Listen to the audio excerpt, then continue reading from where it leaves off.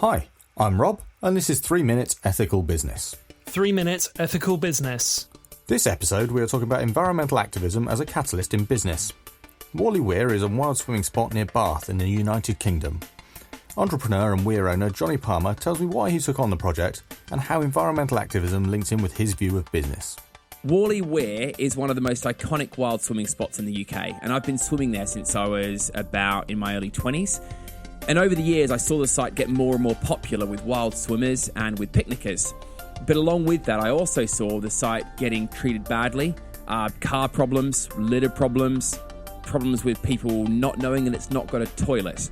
So as I saw this beautiful, amazing, stunning place going downhill, I thought I need to do something about this. So I'd had some good achievements commercially in parts of my businesses and property, and I had some spare cash. So I approached the farmer about buying this land. Now, the land itself is actually an island. It's got a what's known as a bifurcation of river. So the river splits around it and it creates a river island. So I bought this land with a view to set up the Warleigh Weir Project. So what's the Warleigh Weir Project? That is a project which is to promote the sustainable and responsible use of the countryside.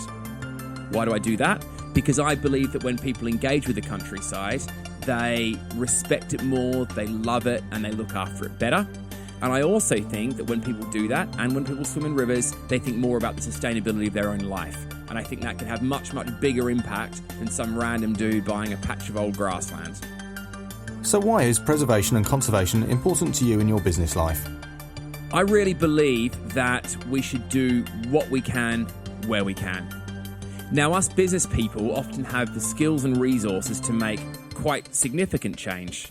And in the case of many of us, we have things like skills in property acquisition, communication, we might have money, legal skills.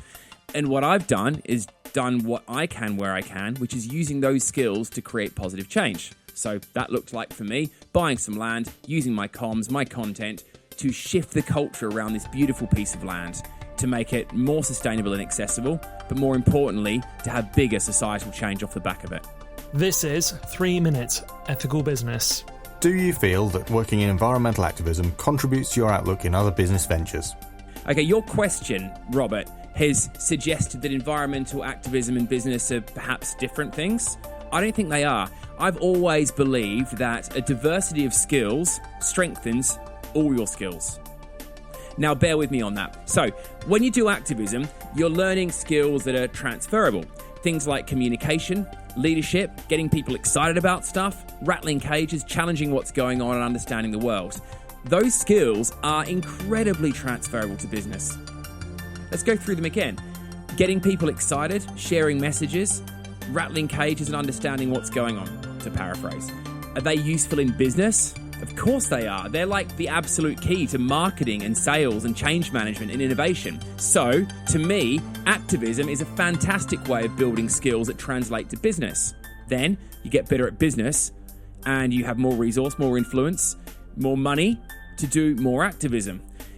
In my view, any business starting up now or looking to build or have a positive future has to, at its core, be an activist organisation as well as a business one. Because if you're not both, you're falling behind the people who are doing both at the same time. Thanks, Johnny. That was a really great way to highlight those links between the needs of the two worlds, business and activism, and really shows the benefits that working on and in ethical projects can have on the way we do business. How do you find these parallels shape decision-making in your businesses? So in the process of doing activism, you've got to start thinking more broadly. You've got to think about the way you impact your environment, your community, your industry, your staff, your stakeholders. And when you are thinking in that way, you start to make broader, more balanced, more insightful decisions, and you start attracting input and decisions from other people who think in a similar way. And overall, that's going to give a much more richer, more balanced outcome of decision making. 3MEB. Johnny will join us later again in the series to talk about another of his passions, renewable electricity. See you soon. In the meantime, if you'd like to join in the conversation about ethical business and highlight how you're doing it, drop an email to 3meb@robertnisbet.com or find me on LinkedIn. This is 3 Minutes Ethical Business. 3MEB is produced by RJN Creative.